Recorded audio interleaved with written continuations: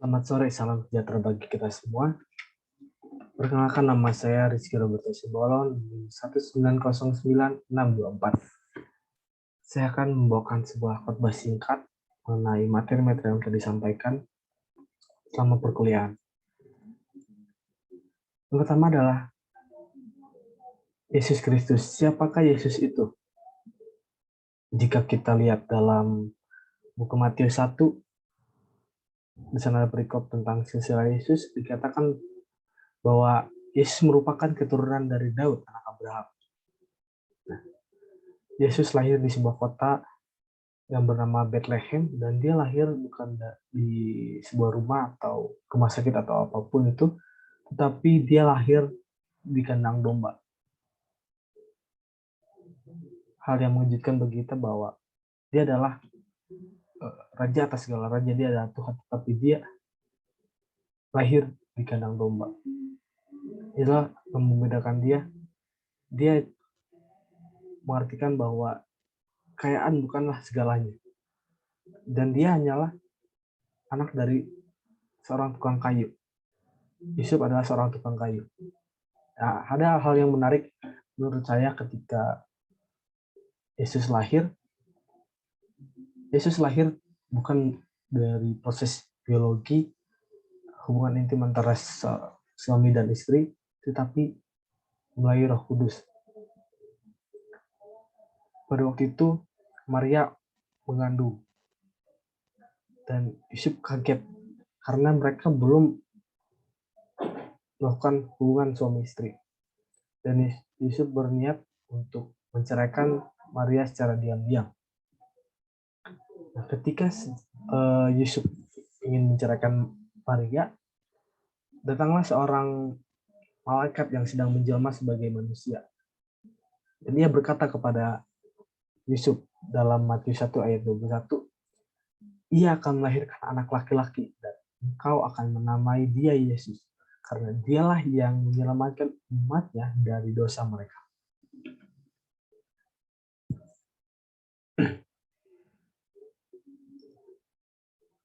Berbeda dengan manusia normal lainnya,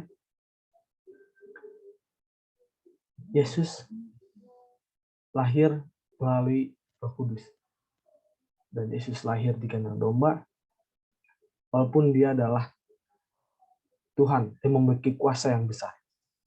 Dalam Matius 16 ayat 13-17 berkata, setelah Yesus tiba di daerah Kaisarea Filipi, ia bertanya kepada murid-muridnya, kata orang, siapakah anak manusia itu?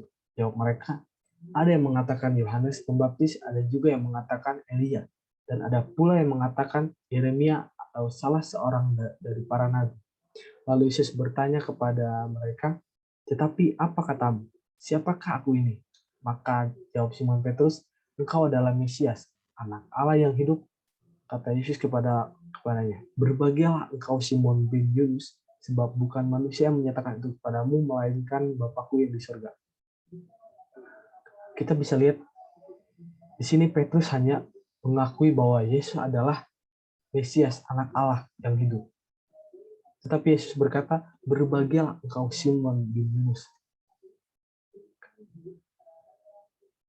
Betapa pentingnya pengakuan bahwa Yesus adalah Tuhan dan Juru Selamat kita. Sama halnya seperti peristiwa di kayu salib ketika Yesus mau mati, dan di sampingnya berkata bahwa ingatlah aku ketika engkau ada dalam kerajaan surga. Lalu Yesus menjawab, pada hari ini juga engkau akan bersama-sama dengan aku dalam Firdaus Allah. Luar biasa, bukan orang yang berdosa, seorang penjahat, dia hanya mengakui Yesus. Lalu Yesus memberikan jaminan keselamatan kepada dia pada hari itu juga.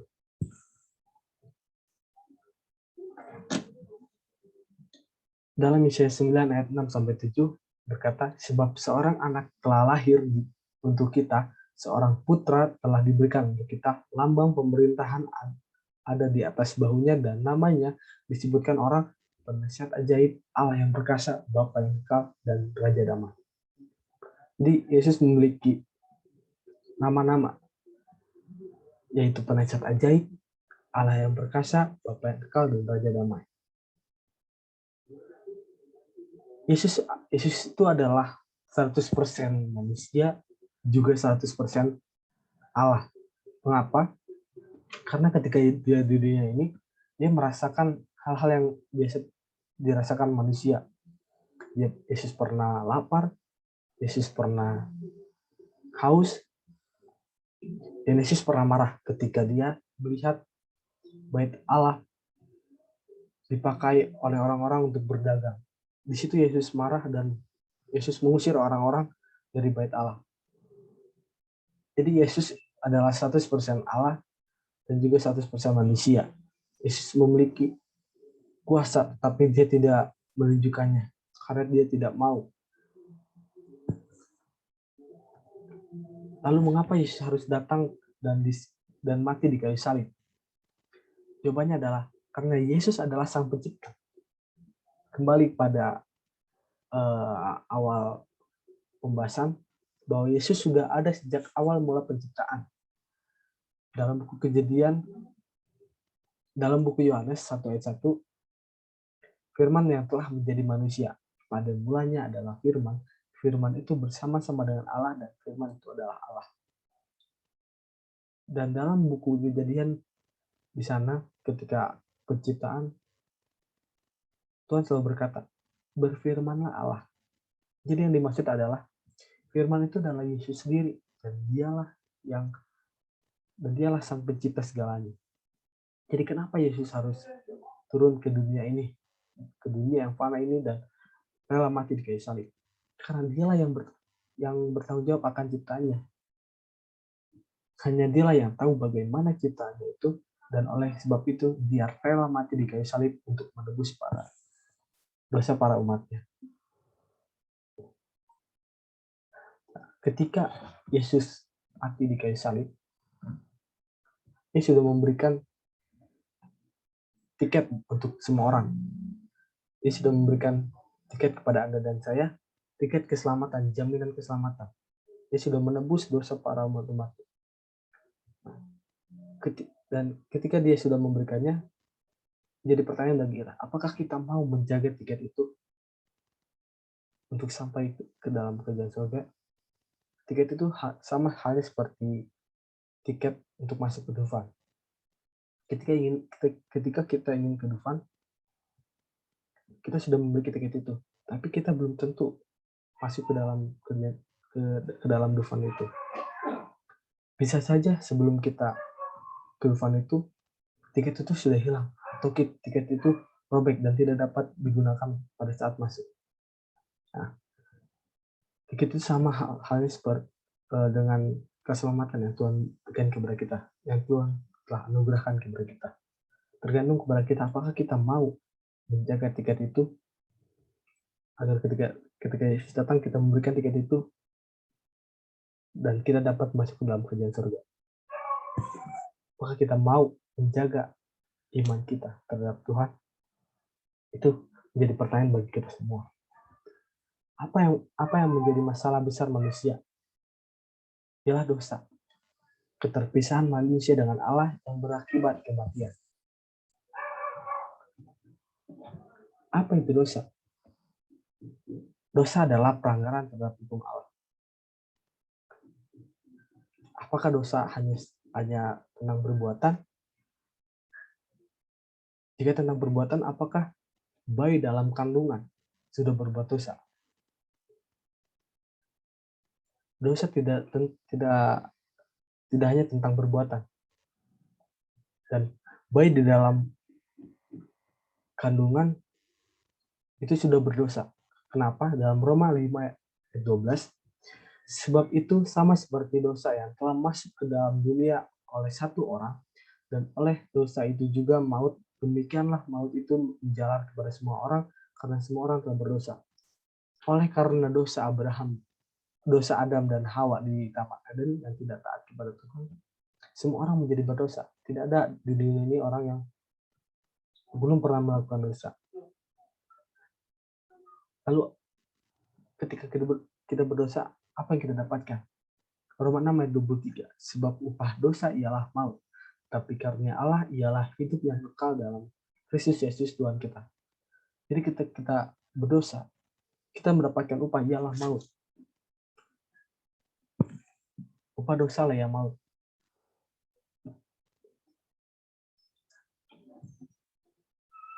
Yohanes 3:16. Karena begitu besar kasih Allah akan dunia ini, sehingga ia telah mengaruniakan Allah anaknya yang tunggal, supaya setiap orang yang percaya kepadanya tidak binasa, melainkan beroleh hidup yang kekal. Itulah kasih karunia Allah, Bapa kita. Dia mengaruniakan anaknya yang tunggal, Yesus Kristus, untuk mati di kayu salib dan menebus dosa para umatnya. Apakah kita dapat menjaga iman kita kepada Tuhan? Apakah kita dapat menjaga ketaatan terhadap Tuhan? Definisi ketaatan di sini dalam Matius 8 ayat 27 adalah, dan heranlah orang-orang itu, katanya, orang apakah dia ini sehingga angin dan danau pun taat kepadanya. Dalam Markus 1 ayat 27, mereka semua takjub sehingga mereka memperbincangkannya. Katanya, apa ini? Suatu ajaran baru? Ia berkata-kata dengan kuasa, roh-roh jahat pun diperintahnya dan mereka taat kepadanya. Yohanes 3:36. Barang siapa percaya kepada anak, ia beroleh hidup yang kekal. Tapi barang siapa tidak taat kepada anak, ia tidak akan melihat hidup, melainkan murka Allah tetap ada di atasnya. Itu ada definisi tentang ketaatan. Apakah kita mau menaati segala perintah Tuhan, menaati segala hukum-hukumnya? Apakah kita dapat memperteguh iman kita sampai Tuhan Yesus datang? Itu yang harus kita renungkan dalam diri kita masing-masing. Ketika Yesus mati dan zaman-zaman sudah lewat, sudah tidak ada nabi, sekarang sebagai penggantinya adalah seorang pendeta, hamba Tuhan, dan sebuah Alkitab. Alkitab adalah firman Tuhan. Tuhan berbicara langsung dengan manusia, dan Alkitab ditulis dalam kurun waktu 1600 tahun. Kitab pertama Perjanjian Lama ditulis sekitar tahun 1500 sebelum Masehi, dan kitab Perjanjian Baru ditulis sekitar 100 Masehi. Dan Alkitab kurang lebih ditulis oleh 40 penulis dengan profesi yang berbeda-beda. Itulah keistimewaan Alkitab. Dan Alkitab juga adalah buku terlaris nomor 1 di dunia ini. Alkitab telah didistribusikan sekitar 909 miliar sejak tahun 1947 dan diterjemahkan ke dalam lebih 800 bahasa dan dimiliki oleh lebih dari 200 negara. Itulah luar biasanya Alkitab yang menjadi warisan dari Tuhan agar kita dapat mengenal siapakah itu Yesus.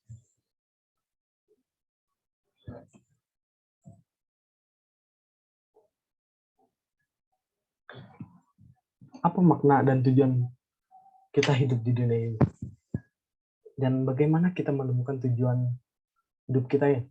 Yang pertama adalah berspekulasi, dan yang kedua adalah pewahyuan. Kita dapat menemukan identitas dan tujuan kita melalui hubungan dengan Tuhan. Seperti kita datang ke gereja, beribadah, memuji, melakukan nama Tuhan, kita melakukan hubungan dengan Tuhan. Kita berdoa, kita melakukan puji-pujian, kita melakukan saat teduh, itu merupakan hubungan dengan Tuhan. Tuhan memikirkan kita jauh sebelum kita memikirkannya. Tuhan telah merancang kehidupan kita, kita bisa memilih karir, pasangan hidup, dan hobi, dan lainnya. Tetapi kita tidak bisa memilih tujuan hidup kita. Di sini ini sama halnya seperti orang tua dan anak. Orang tua selalu memikirkan anaknya jauh sebelum anaknya memikirkan orang tua. Orang tua memikirkan bagaimana masa depan anaknya, mau jadi apa anaknya apakah sudah makan atau belum. Orang tua selalu memikirkannya, tetapi anak belum tentu memikirkan orang tuanya. Nah, kita juga datang ke dunia ini bukanlah suatu yang kebetulan. Tuhan sudah memikirkan kita jauh sebelum kita ada.